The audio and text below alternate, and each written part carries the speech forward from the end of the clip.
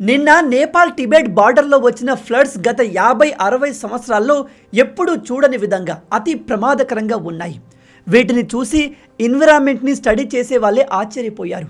ఎందుకంటే సాధారణంగా మన దగ్గర భూకంపంని ముందే పసిగట్టే టెక్నాలజీ ఉంది. ఏదైనా ప్రకృతి విపత్తు జరగబోతుంది అంటే దాన్ని ఎంతో అంత ముందే పసిగట్టి ప్రజలకు వార్నింగ్ ఇచ్చి ఆ ప్లేస్ని ఎవాక్యుయేట్ చేస్తారు. కానీ నేపాల్లోని రసువా జిల్లాలో ఏర్పడిన ఈ ఫ్లాష్ ఫ్లడ్స్ అనేవి ఏమాత్రం వార్నింగ్ లేకుండా వితిన్ మినిట్స్లో ఫ్లాష్ ఫ్లడ్స్గా మారి వేల ఇళ్లను, పదుల సంఖ్యలో బ్రిడ్జ్లను పూర్తిగా డిస్ట్రాయ్ చేసింది. మీరు ఇక్కడ విజువల్స్ చూస్తే ఈ వాటర్ యొక్క హైట్ మినిమం 4 నుంచి 5 అంతస్తుల బిల్డింగ్ అంతా ఉంది. అండ్ ఈ వాటర్ వచ్చిన ఫోర్స్ని చూస్తే మీరు ఆశ్చర్యపోతారు. పెద్ద పెద్ద బ్రిడ్జ్లే వాటర్లో కొట్టుకుపోయాయి. ఒకసారి ఇక్కడ కనిపిస్తున్న ఈ వీడియో చూడండి. ఇది నేపాల్ టిబెట్ బార్డర్లో ఉన్న ఏరియా. టిబెట్ అంటే ఇప్పుడు టిబెట్ చైనా అండర్లో ఉంది కాబట్టి ఇక్కడ ఉంది చైనా ఇమిగ్రేషన్ ఆఫీస్. ఇక్కడ నుంచి ప్రజలు ఎలా పరిగెడుతున్నారో చూడండి. వాళ్ళకు తప్పించుకునే అవకాశం కూడా లేదు. అండ్ వెనకాల నుంచి వచ్చిన అతిపెద్ద వరద సెకండ్స్లో ఈ బిల్డింగ్ మొత్తాన్ని తుడిచేసింది. అంతటి పవర్ఫుల్ ఫ్లడ్స్ వచ్చాయి. ఈ ఒక్క ఈవెంట్లోనే మినిమం 100 నుంచి 500 మంది గల్లంతై ఉంటారు. అయితే నేపాల్లో అసలు ఏం జరిగింది?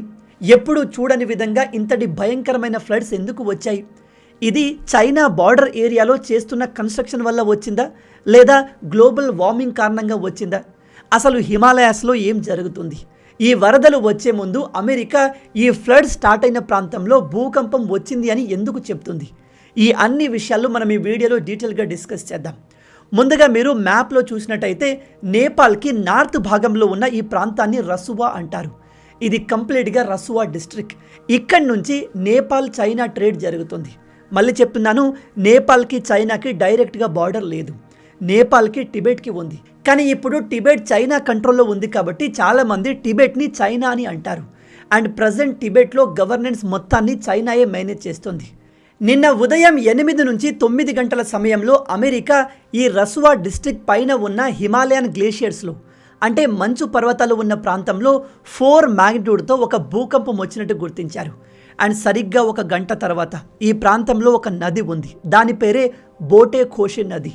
ఈ నదిలో జనాలు ఇప్పటి వరకు ఎన్నడూ చూడని లెవెల్లో అతిపెద్ద ఫ్లాష్ ఫ్లడ్స్ వితిన్ మినిట్స్లో ముంచుకు వచ్చింది. ఈవెన్ ఆ నది ఒడ్డున ఉన్న ప్రజలకు కూడా తప్పించుకునే అవకాశం లేకుండా వరదలు వేగంగా వచ్చాయి. ఈ నది చుట్టుపక్కల ఉన్న బిల్డింగ్స్, బ్రిడ్జెస్ అన్నీ కొట్టుకుపోయాయి. మీరు విజువల్స్లో ఈ వాటర్ యొక్క ఫోర్స్ చూస్తే ఆశ్చర్యపోతారు. మీరు ఇక్కడ శాటిలైట్ ఇమేజ్లో చూడొచ్చు. వరద రాకముందు, వచ్చిన తర్వాత నది ఏ విధంగా ఎక్స్పాండ్ అయ్యిందో ఈ వరద యొక్క ఇంపాక్ట్ని మీరు చూడవచ్చు. అయితే ఈ వరద ఇంకా మన ఇండియాను హిట్ చేయలేదు. మన ఇండియాలోని బీహార్ స్టేట్ కూడా ఇప్పుడు డేంజర్లో ఉంది. మన దేశంలోని డిజాస్టర్ ఫోర్స్ ఇప్పుడు హై అలర్ట్లో ఉంది. ఆల్రెడీ బీహార్లోని నది పరివాహక ప్రాంతాల్ని ఎవాక్యుయేట్ చేశారు. విషయం ఏమిటంటే ఈ బోటే ఖోషే నది అండ్ నేపాల్లో ఉన్న త్రిశూలి నది, అక్కడి నుంచే వాటర్ మన బీహార్కి ఫ్లో అయి నారాయణి, గ్యాంగ్టక్ రివర్ ద్వారా అది గంగా నదిలో చేరుతుంది. అంటే ఇవి మొత్తం హిమాలయాల్ని బేస్ చేసుకుని ఫ్లో అయ్యే నదులు. ఇవి డిఫరెంట్ ఏరియాస్లో డిఫరెంట్ నేమ్స్తో పిలువబడతాయి. ఎట్ ద ఎండ్ ఇవన్నీ వచ్చి గంగా నదిలో కలుస్తాయి. ఇప్పుడు ఈ భారీ వరద మొత్తం గంగా నది వరకు చేరేలోపు బీహార్ని ఇంపాక్ట్ చేస్తుంది. సో అందుకే బీహార్లో ఇప్పుడు డిజాస్టర్ ఫోర్స్ హై అలర్ట్లో ఉంది. ఈ ఫ్లాష్ ఫ్లడ్ కారణంగా నేపాల్లో భారీ డ్యామేజ్ జరిగింది. ప్రజెంట్ మృతుల సంఖ్య చాలా తక్కువగా చెప్తున్నారు. కానీ ఈ సంఖ్య ఒకేసారి 100,000కు చేరినా ఆశ్చర్యపోనవసరం లేదు. యాజ్ ఆఫ్ నౌ 9 మంది చనిపోయినట్టుగా కన్ఫర్మ్ చేశారు. మీరు ఈ వరద ఉధృతిని చూస్తే ఈ నంబర్ ఈజీగా 100లో ఉంటుంది అని అర్థం చేసుకోవచ్చు. అండ్ 384 మంది టూరిస్టులు మిస్ అయ్యారు. బాధాకరమైన విషయం ఏమిటంటే అందులో 100కు పైగా మన భారతీయులు కూడా ఉన్నారు. అలాగే ఈ వరద ఉధృతికి కేవలం బ్రిడ్జెస్ మాత్రమే కాదు, హైడ్రో పవర్ ప్లాంట్స్ కూడా కొట్టుకుపోయాయి. మీ అందరికీ తెలిసే ఉంటుంది, నేపాల్లో హైడ్రో ఎలక్ట్రిసిటీ ఎక్కువగా ప్రొడ్యూస్ అవుతుంది. ఎందుకంటే అక్కడ ఎక్కువగా నదులు ఉంటాయి కాబట్టి ఆ నదీ ప్రవాహాన్ని బేస్ చేసుకుని వాళ్ళు ఎలక్ట్రిసిటీ ప్రొడ్యూస్ చేసుకుంటారు. 437 మెగావాట్ల ఒక హైడ్రో పవర్ ప్లాంట్స్ సెకండ్స్లో కొట్టుకుపోయింది. 437 మెగావాట్స్ అంటే అది నేపాల్ దేశం మొత్తానికి కావాల్సిన 10% పవర్.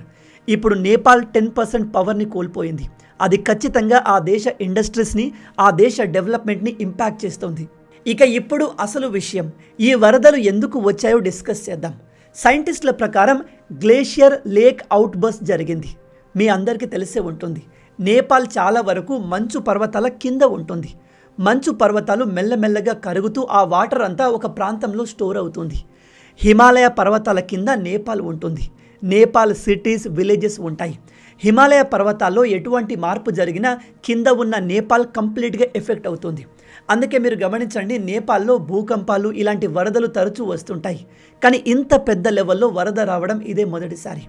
ఒకటి, మంచు పర్వతాలు కరిగి ఆ హిమాలయ ప్రాంతంలోనే వాటర్ చాలా ఎక్కువ మొత్తంలో అక్యుములేట్ అయ్యింది. అండ్ రెండవది, గ్లేషియర్ కొలాప్స్ కూడా జరిగింది. మీరు హిమాలయ పర్వతాలని చూస్తే చాలా మట్టుకు పర్వతాలు మంచుతో కప్పబడి ఉంటాయి. అయితే సైంటిస్టులు శాటిలైట్ ఇమేజ్లో గమనించింది ఏమిటంటే దాదాపు 2000 ఫీట్ల సైజ్ కలిగిన ఒక అతిపెద్ద మంచు పర్వతం.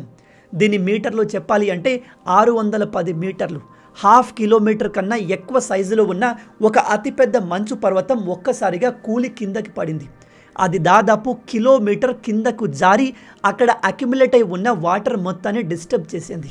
దాదాపు 5200 ఫీట్ల ఎత్తులో ఉన్న 1/2 కిలోమీటర్ కన్నా పెద్ద సైజులోని మంచు పర్వతం కూలి గ్లేషియర్ లేక్ పైన పడితే ఆ వాటర్ ఒక్కసారిగా కిందకి ఎంత ఫోర్స్తో వస్తుందో ఇమాజిన్ చేయండి.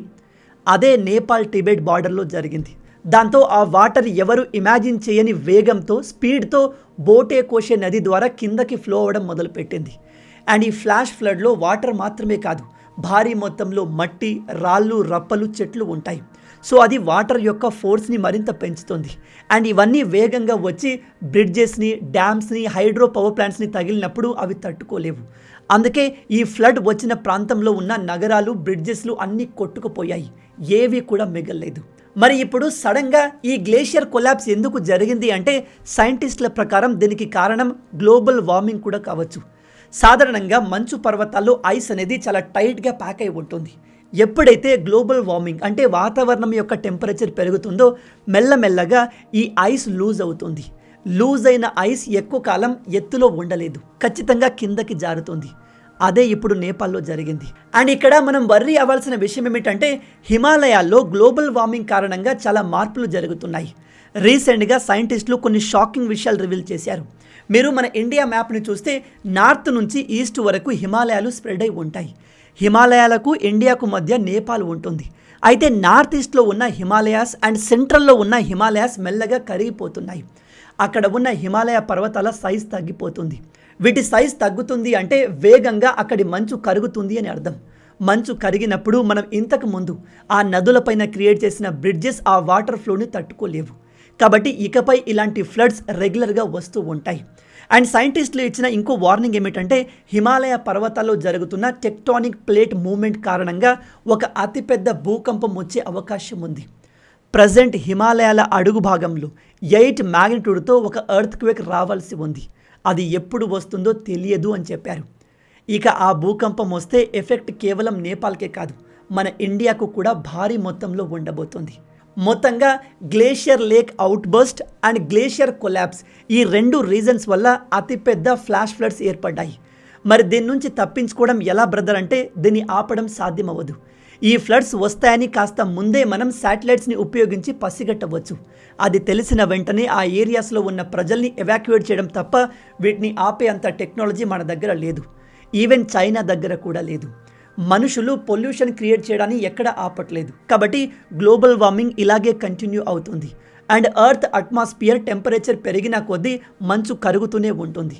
మంచు కరిగిన కొద్దీ నేపాల్, మన నార్త్ ఈస్ట్ రాష్ట్రాలు ఎఫెక్ట్ అవుతూనే ఉంటాయి. మొత్తంగా ఇవి ఈ వీడియోకి సంబంధించిన పూర్తి విషయాలు. ఈ వీడియో మీకు నచ్చింది అనుకుంటున్నాను. ఈ విషయాలు ప్రతి ఒక్కరికి తెలిసేలా వీడియోని షేర్ చేయండి. అండ్ ఇలాంటి అమేజింగ్ వీడియోస్ కోసం మన ఛానల్ని సబ్స్క్రైబ్ చేసుకోండి. రాబోయే వీడియోలో ఇంకో ఇంట్రెస్టింగ్ టాపిక్తో మళ్ళీ కలుద్దాం. అంటిల్ దెన్, జై హింద్, జై భారత్, భారత్ మాతాకి జై.